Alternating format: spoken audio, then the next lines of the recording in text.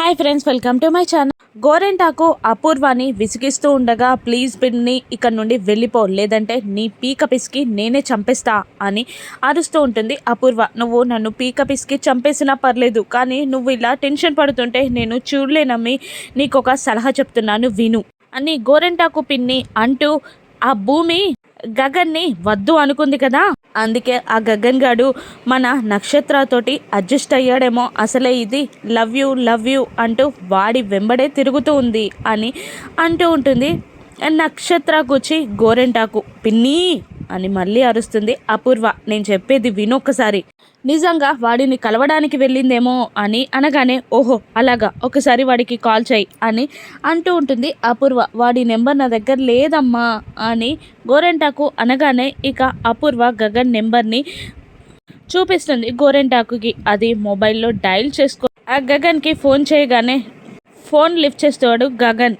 Hello Gagan బాబు అని గోరెంటాకు పిన్ని అంటుండగా, ఎవరు నువ్వు మరో కుంకుమరినివా అని వెటకారంగా అనేస్తాడు ఆ గగన్. నేను గోరెంటాకుని అని అనేస్తుంది గోరెంటాకు పిన్ని. ఓహో ఏంటి ఐ లవ్ యూ చెప్పడానికి కాల్ చేసావా నువ్వు కూడా అని వెటకారంగా అంటాడు గగన్. దాంతో అపూర్వ గోరెంటాకు ఇద్దరు షాక్ అయి, నువ్వు నాన్ సింక్లో ఉన్నట్టున్నావు, నేను బర్త్డే పార్టీ రోజు నా చేత డ్రింక్ తాగించావు చూడు గోరెంటాకు పిన్నిని అని అనేస్తుంది గోరెంటాకు పిన్ని. ఓహో మీరా, చెప్పండి ఎందుకు కాల్ చేశారో అని వెటకారంగా గగన్ అంటూ గోరెంటాకు ఇలా అంటుంటుంది, మా నక్షత్ర నిన్ను కలవడానికి ఏమైనా వచ్చిందేమో అని అనగానే ఒక్క నిమిషం ఆలోచించిన గగన్, అవును ఈవినింగ్ నన్ను కలవడానికి సైట్కి వచ్చింది, నన్ను ప్రేమిస్తున్నాను అని ఏదేదో పిచ్చి పిచ్చిగా మాట్లాడింది. నేను గట్టిగా వార్నింగ్ ఇచ్చి నా సైట్ నుంచి నేను ఇంటికి వచ్చేసాను, తను ఎక్కడికి వెళ్ళిందో నాకు మాత్రం తెలీదు అని అంటూ కాల్ కట్ చేస్తాడు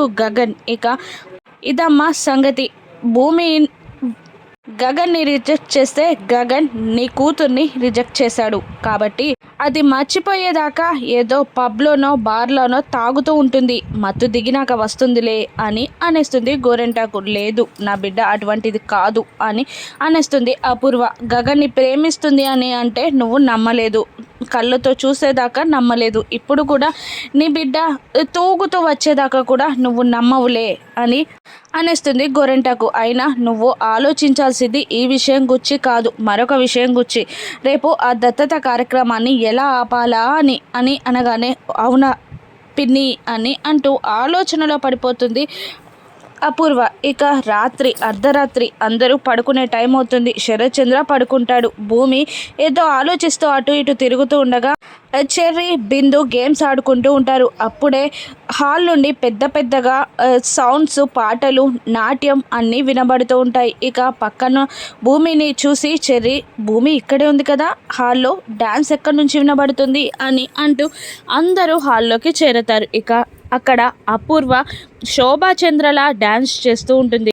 అందరూ శోభాచంద్ర డ్యాన్స్ చూసి అలా నిలబడిపోతారు. శోభాచంద్ర శరత్చంద్ర చుట్టూ తిరుగుతూ మరి డ్యాన్స్ చేస్తూ ఉంటుంది. అలా చూస్తూ నిలబడిపోతాడు శరత్చంద్ర. ఇక అందరినీ తన డ్యాన్స్తో కట్టిపడేసి ఒక్కసారిగా శోభ ఫోటో ముందు నిలబడి చంద్ర అని పిలుస్తుంది. ఇక శోభ అని అనేస్తాడు శరత్చంద్ర. ఇక భూమి వైపు అపూర్వ తిరిగి, ఏంటి సంబంధం లేని వాళ్ళందరూ ఇంట్లో ఉన్నారు అని భూమి వైపు ఉరిమి చూస్తుంది అపూర్వ. ఇక భూమికి మ్యాటర్ అర్థమవుతుంది. ఇక భూమి దగ్గరికి వెళ్ళి చెయ్యి పట్టుకొని లాగి కొట్టేస్తుంది అపూర్వ. అప్పుడు కృష్ణప్రసాద్ భూమి అని అంటూ పైకి లేపబోతూ ఉండగా, అపూర్వ ఏంటన్నయ్య ఈ శోభానే మర్చిపోయావా అని అరవడంతో అతను షివరవుతూ అలాగే నిలబడిపోతాడు కృష్ణప్రసాద్. ఇక అపూర్వ భూమి మీదికి వెళ్తూ, ఏంటే ఏ దిక్కు లేని దానివి, ఈ దిక్కు చూపెడితే ఈ దిక్కును చూసుకుంటూ ఇక్కడి దాకా వచ్చేస్తావా అని అపూర్వ అంటూ ఉంటుంది భూమిని. భూమి సైలెంట్గా ఉండిపోతుంది.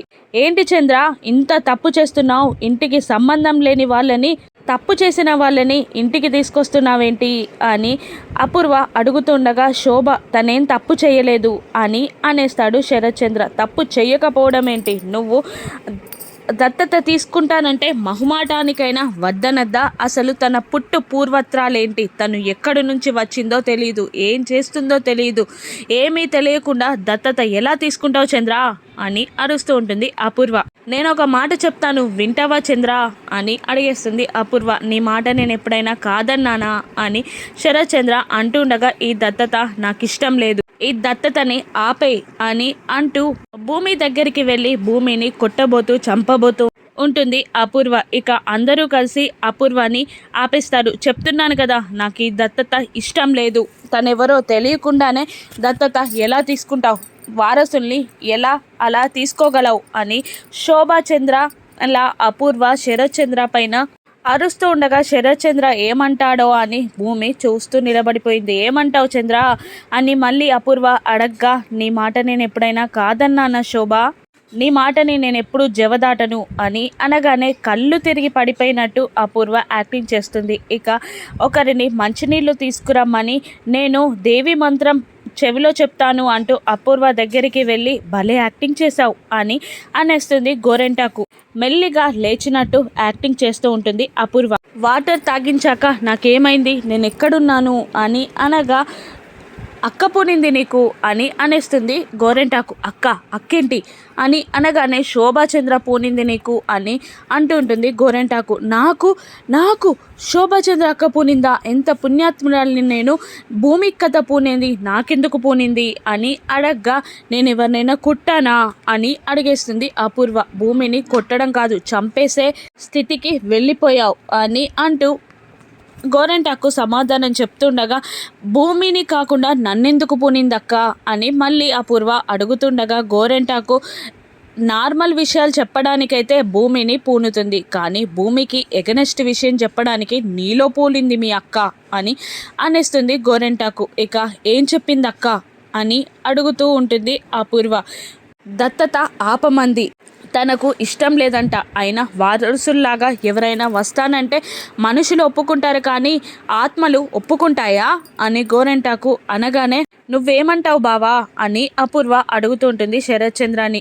నేను శోభ మాట ఎప్పుడూ కాదనలేదు అని అంటూ భూమి దగ్గరికి వెళ్ళి చేతులు పట్టుకొని, నన్ను క్షమించమ్మా అని అడిగేస్తాడు శరత్ చంద్ర. ఇక భూమి, నాకు నాన్న అని పిలిచే భాగ్యం ఇచ్చారు, అది చాలు అని భూమి అనేస్తుంది. ఇక ఓవర్ యాక్టింగ్ చేస్తూ అపూర్వ కూడా భూమి చేతులు భుజాలు పట్టుకొని, నేను నిన్ను కొట్టినందుకు నా తరపున కూడా నీకు క్షమాపణ చెప్తున్నానమ్మా అంటూ అపూర్వ శోభాచంద్ర ఫోటో ముందుకు వెళ్ళి, నేను ధన్యాత్మరాలనక్క అని అంటూ ఉంటుంది. ఇక రెస్ట్ తీసుకుందు పదా అని అంటూ అపూర్వని తీసుకెళ్తూ ఉంటారు శరత్ చంద్ర. ఇక అందరూ నిట్టూర్పు విరుస్తారు అపూర్వ ఓవర్ యాక్టింగ్కి. ఇక మరోవైపు ఫస్ట్ నైట్ చేసుకున్న ఇందు వంశీలకి బయట నుండి సౌండ్లు వినబడుతుండగా ఎవరో వచ్చారు అని ఇందు అంటుంటుంది. దొంగ అనగానే కంగారు పడుతూ ఉంటుంది ఇందు. కంగారు పడకు అని వంశీ అంటూ ఉండగా, దొంగొస్తే కంగారు పడకంటావేంటి అని అంటూ ఉంటుంది ఇందు. డబ్బుల కోసం వచ్చాడు అని అనేస్తాడు వంశీ కూల్గా.